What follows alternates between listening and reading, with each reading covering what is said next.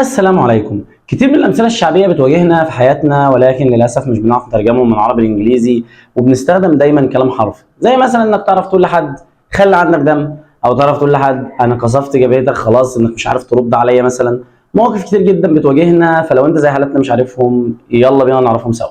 يعني مثلا عايز تقول أنا سعيد، دايما بنقول إيه؟ I'm happy. I'm happy. بس الأفضل إنك تقدر تقول I'm on cloud 9. I'm on cloud 9. طب لو في مشكلة مثلا تقول ايه؟ I have a problem. مش غلط، ولكن تقدر افضل تقول I got a situation. I got a situation.